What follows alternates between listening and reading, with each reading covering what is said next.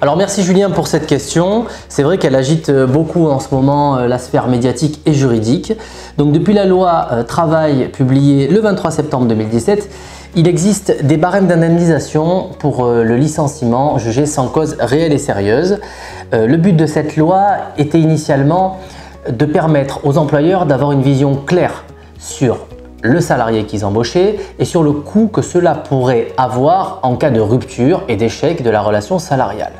Donc pour cela, il a été mis en place un barème. Le barème fait état d'un plancher et d'un plafond et est évolutif en fonction de votre ancienneté.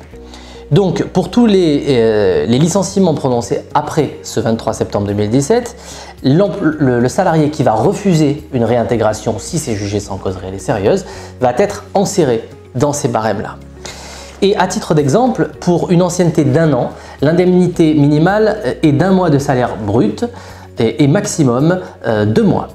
Pour 10 ans d'ancienneté, l'indemnité minimale est de 3 mois et maximale de 10 mois.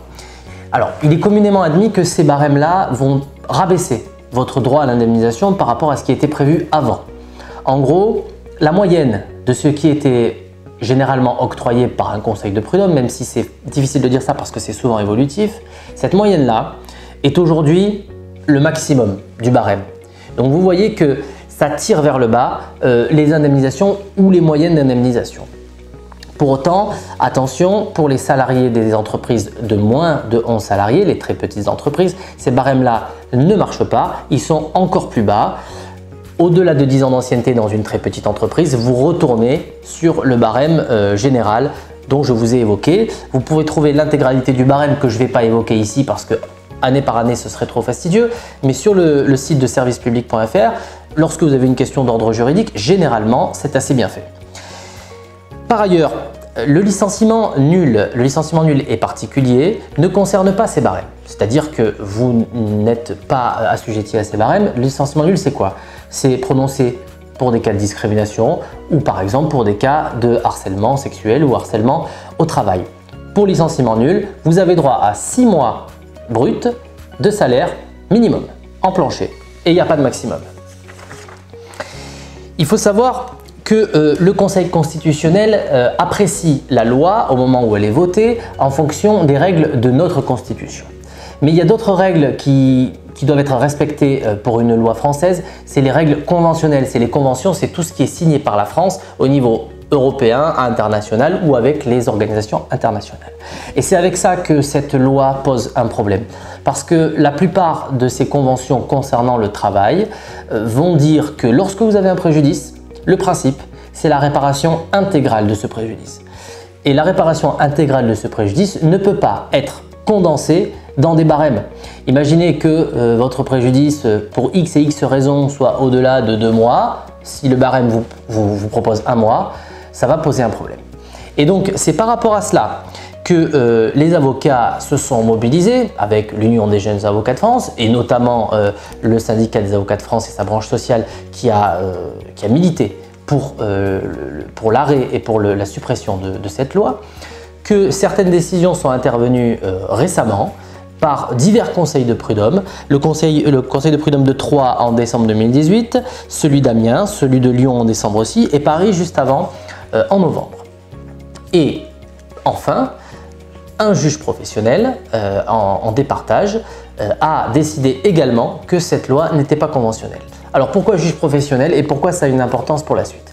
Parce que le conseil de prud'homme, vous le savez, est composé de salariés et d'employeurs. Et il n'y a pas donc de professionnels à l'intérieur. Ils peuvent faire appel à un juge professionnel du tribunal de grande instance ou alors vous aurez affaire à un juge professionnel quand vous faites appel de cette décision en cour d'appel.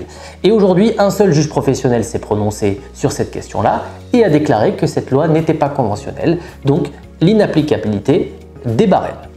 Donc, prochainement, dans 1 mois, nous allons avoir les premières décisions de la Cour d'appel de Paris qui, pour l'importance, a demandé au procureur général, qui est le procureur de la République au niveau de la Cour d'appel, de venir donner son avis, ce qui se fait quasiment jamais, parce qu'il y a des pressions ministérielles pour l'application de cette loi et de l'autre côté les pressions conventionnelles parce qu'il faut bien se conformer aux conventions que nous avons signées. Donc vous avez très bien compris que nous sommes en opposition avec l'Organisation internationale du travail qui demande la réparation intégrale du préjudice, la Charte sociale européenne, le Comité européen des droits sociaux, tout cela la France les a ratifiés et donc n'a pas le choix, normalement en tout cas c'est la position des avocats que nous sommes, n'a pas le choix que de les suivre. Ma conviction est que ces barèmes-là ne peuvent pas être appliqués lorsque vous avez un préjudice trop important, lorsque l'employeur s'est extrêmement mal comporté durant la relation de travail et j'ai la conviction et j'ai le sentiment que les juges professionnels vont devoir suivre par application des conventions européennes et internationales la suppression et vont militer pour la non-application de cette loi. Voilà pourquoi Julien, nous pensons que votre situation, si elle concerne ces barèmes, devrait être, si vous avez vécu vraiment un licenciement très particulier, devrait être au-delà de ces barèmes. Et sinon, bon, de toute façon, si elle est en dessous, vous serez quand même dans le cadre de cela.